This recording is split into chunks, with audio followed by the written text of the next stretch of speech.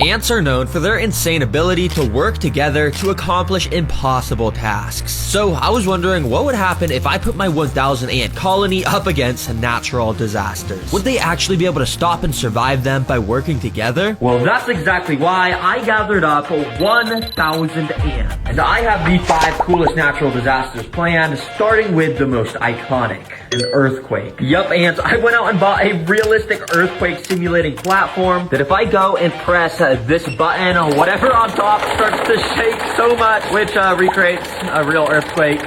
Oh, dang. But what I'll actually be putting on here is this 2D ant nest and filling it up with the 1,000 ants, of course. Basically, these ants will dig out tunnels along the glass like my last ant video, but throughout that process, the earthquake machine will lightly go off to gently collapse the tunnels while the ants are digging. That way, I can show you how ants evolve to survive earthquakes in the wild, and if they pass, they move on to the more and more interesting disasters. Now, as you could probably imagine, the ants wasted no time to get to work. Ants are so tiny, and while a single ant would basically be able to make no progress whatsoever, when you have a 1,000 ants, things are done at an insanely rapid pace as workers started picking up grains of sand along the glass so each tunnel could be formed. It's so cool to see time-lapse footage of these tunnels being made because they literally dug out this entire amount of sand in only like 6 hours. So I'm wondering what's going to happen to these tunnels when I turn on this earthquake machine. Now, I started by turning it on the least powerful setting. Okay, it's shaking super slowly. Now, it's my goal to make sure not a single ant is harmed in this video. I just want to show you how insanely smart they are and how they will overcome all these disasters in the wild. But even this very light shaking was definitely felt amongst the colony. The workers along the top area immediately knew something was off and they started frantically running around, as you can see. And when we take a look down under the nest where all the tunnels are, you can see those ants were acting similarly. Ants know during earthquakes their tunnels have the chance to collapse, so all of them were being extremely careful. Very interestingly enough, in this room here, many of the ants were gathering up on the walls of the room to add an extra layer of support so it wouldn't collapse. But of course, when an earthquake happens in the wild, a part of the nest is bound to collapse, so it wasn't long until this happened. A bit of the sand here started to fall, completely blocking off this tunnel. I immediately turned off the machine to make sure the ants wouldn't be too stressed out while they had to commence a rescue mission. Because as you can see, while most of the ants were able to squeeze out, like this guy here, at least one ant was partially trapped in this collapsed tunnel. But amazingly, it looked as though one of the ants was already picking up some of the sand from the collapsed portion to clear it out. And yeah, literally so quickly, the ants excavated the entire collapsed tunnel, enough to where it was a perfectly functional area to walk through again. And funnily enough, some of the ants even started to walk in and slowly dig out the area where the sand had just collapsed from to make a new tunnel there. Wow, the ants just completed this natural disaster. They are so smart. But the natural disasters are designed to get more interesting as the video goes on. So next up,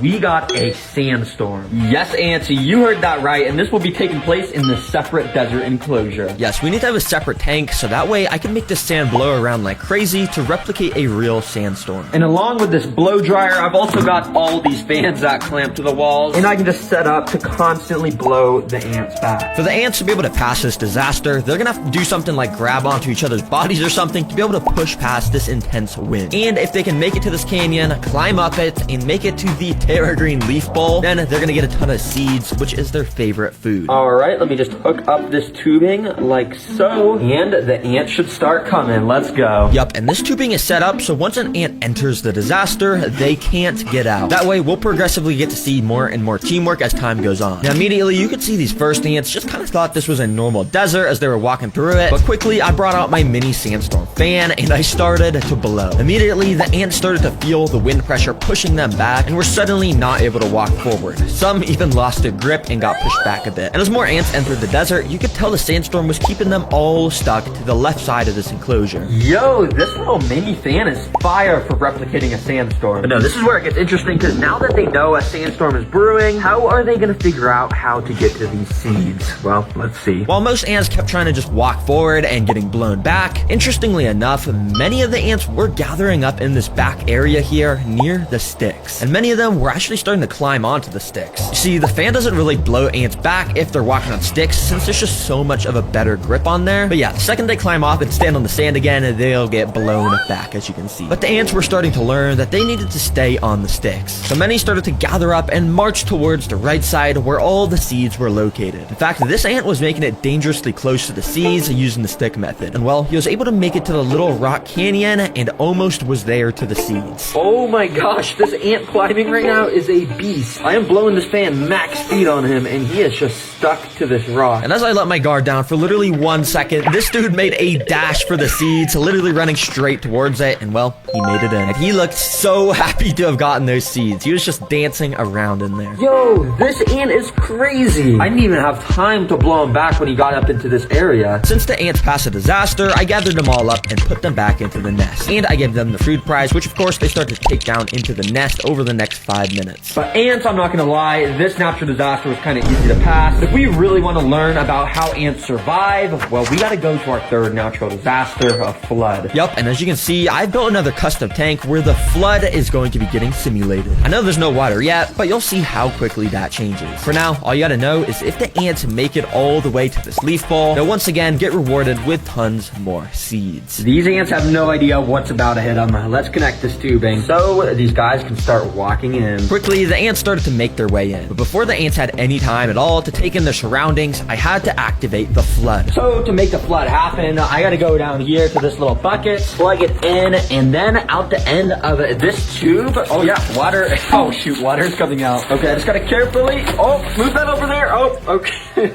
There we go. Similar to real life, floods will block off paths for ants while they're trying to travel, so this is exactly what that recreates. And the ants are gonna have to find a way to pass these gaps using the objects I've provided for them. As you can tell, the ants in here immediately were a little confused on what to do. Many were gathering up near the water edge, inspecting what the heck just happened. Some even fell into the water, but don't worry, any ant that falls in, I'll be rescuing and bringing back to the start so no ants get hurt. But also, many of the ants were actually sort of gathering around the objects I had placed in. And as I left my camera recording, I was extremely amazed by what I saw happen. Out of nowhere, this feather started to slightly move, and as I kept watching, it slowly started nudging around more and more. There must have been an ant underneath, and this ant was genuinely moving the feather closer and closer to the water until literally like magic, it was moved almost entirely in, and an ant crawled out right from underneath as soon as that happened. Dang, this guy must have been helping move it. Yo, these ants are absolutely insane. I don't know what ant just moved this feather into the water, but dang, I mean, let's just see what they do. It took a couple minutes, but eventually a couple more of the workers started to step onto the feather and started to walk across it to, of course, make it to our second platform. Now, unfortunately, the ants got to do the same exact thing here. Sorry, guys, I know you already did it once, but to my surprise, the ants literally wasted no time to start gathering around these feathers and directly in the area under them. And while it took a couple hours, eventually my camera caught this same exact thing happening. The feather slowly inched towards the water until, well, it had made a bridge across almost. Let's go, ants. Now, I did help them a little bit by just moving the feather up onto this platform, but for the most part, they actually were moving those. And yep, it didn't take long till our first worker stepped onto the final platform and climbed up into the leaf dish to claim their seeds. All right, well done, little ant, and here is your guys' reward. Well, guys, if you want even better food, you're gonna have to complete this next natural disaster, which is a blizzard. And guys, this is gonna be happening in your nest. Be prepared. Yup, this blizzard will be taking place inside of the ant nest, so we could study how ants handle the cold in the wild. Now, obviously, I can't just go and dump a ton of snow on them. That would totally just freeze them all. Instead, I've actually got some ice cubes, which I'm gonna go and just plop on this.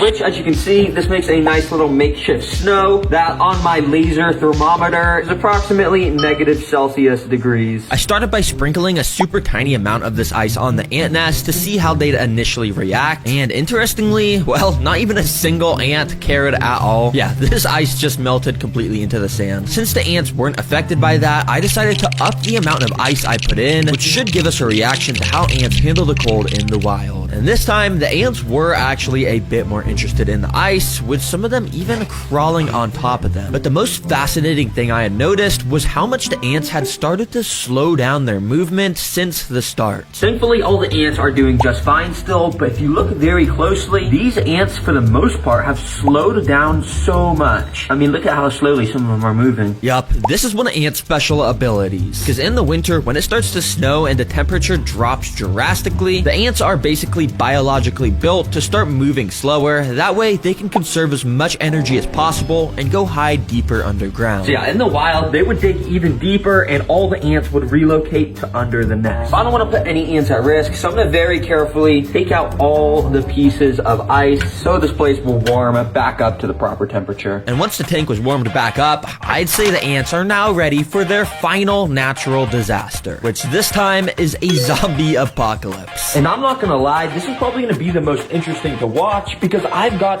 3 different types of insects that, in a way, is going to represent a zombie apocalypse. Now, our first insect prey is, well, zombie grasshoppers. Yes, these are grasshoppers that Petco sells that are literally like half decomposing and meant for feeding animals. And I'll be bringing them back to life and moving it in front of the ants to see what they do. And to make the ants swarm this even more, I'm going to dip some of it in this brown sugar water. And yeah, this is going to make it super tasty. Without further ado, let's get this in here. Now, immediately after dipping this in the nest, I started to do a really good, accurate job of moving this around to act like it was alive. And I think the ants were falling for it because you can see they quickly started to climb all over it. And if you also look closely, the ants were actually grabbing onto this thing with their insanely strong mandibles, and they were injecting their venomous stingers into it. Which is kind of unnecessary. This thing is already long gone, but I guess I'm just doing such a good job moving it around that they think it's actually a real zombie grasshopper. Okay, you guys are doing a good job attacking this. I'm just gonna leave that in there for you while I get this second insect ready. And yeah, they start to absolutely devour this grasshopper. But anyways, our second insect food is this. They're called wax worms, and they're a staple food for ants because of how squishy they are. But yeah, they just look so weird. So that's why I'm putting them in the zombie apocalypse section of the video. Let's go ahead and add these guys in. I decided to put this first wax worm on top of where all the ants were still located around that grasshopper. And well, the ants almost instantly recognized the prey, and amazingly, they knew exactly what to do. And they took this dude straight down into the tunnel system where it wouldn't even stand a chance to fight back. Oh my gosh, that was like 3 seconds. And now this worm is literally nowhere to be seen. It's probably in the tunnel system. Dang, that's actually kind of impressive, ants. So I dropped the other 2 wax worms inside, and once again, one of them instantly got pulled down into the tunnel system to get eaten, and this one started to get swarmed. After the ants had a good grasp of it, they literally brought it over to these hills in the back, which eventually the worm was then brought down one of the holes on that hill. It's so cool, because if you guys didn't even realize, the ants have turned these hills at the back into an extra place for more tunnels on the back, and we can literally see the worm down under these tunnels as the ants get their protein from eating it. Wow, amazing job, ants. But our final zombie apocalypse food is flightless fruit flies. But I'm gonna be dumping so many on the ants, so it's like a proper zombie apocalypse movie with how many zombies there are, even though,